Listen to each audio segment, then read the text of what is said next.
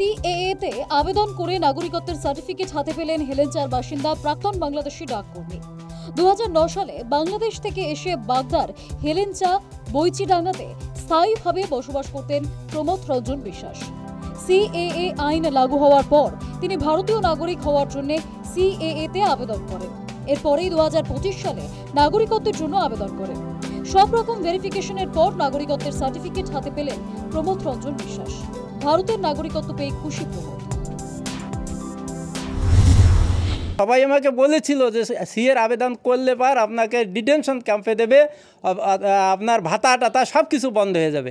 আমি সব কিছু উপেক্ষা করে সব কিছু আমি ভয়ভীত ত্যাগ করে আমি সেই সিএর আবেদন করেছি। খুব খুশি। এবং আমি সবাইকে বলতে চাই, বিশেষ করে আমার মতুয়া সম্প্রদায়ের কিছু কিছু লোক আছে একটু মানে পরের কথা শুনে ভয় পাচ্ছে। ভয়ের কোনো কারণ নাই। আপনারা করবেন নাগরিকত্ব। এই সিএ না করলে আপনাদের ভবিষ্যতে ভয় হবে। আপনারা কোনো কারোর কথা কান দিবেন না। অনেকেই তো সিএ এর জন্য আবেদন করেছে, সব যাচাই করে নাগরিকত্ব দেওয়া হচ্ছে তো, এটা কোনো গিমিক নয় তো? প্রশ্ন তোলেন ব্লক তৃণমূল সভাপতি অধর চন্দ্র হালদার। এটা আমার মনে হচ্ছে একটা দুটো দেওয়ার পর তারপরে হাজার হাজার লোক আবেদন করছেন, কিন্তু একটা মাত্র আসবে কেন? তার অনেক লোক তো এসছে। সবাইকে দিক, তাতে আমাদের কোনো আপত্তি নেই।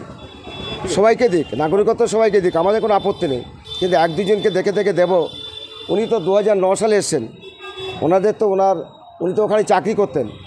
তাহলে উনি কি বৈধভাবে দেশে এসছেন না অবৈধভাবে এসছেন? এটা আমাদের প্রশ্ন ছিল।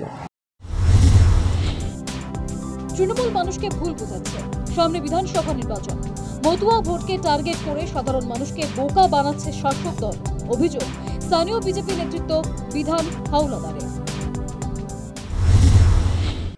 এই টিএমসি সরকার কিছু লোকে ভুল বুঝাচ্ছে যে কার্ডের আবেদন করলে তার ব্যাংকের বই এবং রেশন থেকে রেশন পাবে না। এ ভুল বুঝাচ্ছে। কেননা এই 26 সালে নির্বাচনে দেখা যাচ্ছে এই কার্ড কেন্দ্র সরকার চালু করাতে আমাদের মতুয়া পক্ষ থেকে অধিকাংশ 99% ভোট মতুয়ার বিজেপি মুখী হয়ে যাচ্ছে, যার কারণে ভুল বুঝাচ্ছে। যারা 71-এর পরে এসছে সবাইকে বলবো সিএর জন্য আবেদন করতে। নিজের নাগরিকত্ব পেয়ে খুশি প্রমথ রঞ্জন। মতুয়া সম্প্রদায়কে সিএএ তে আবেদনের বার্তা দেন তিনি। যদিও ঘটনাকে সাজানো ও রাজনৈতিক রং দিচ্ছে শাসক দল।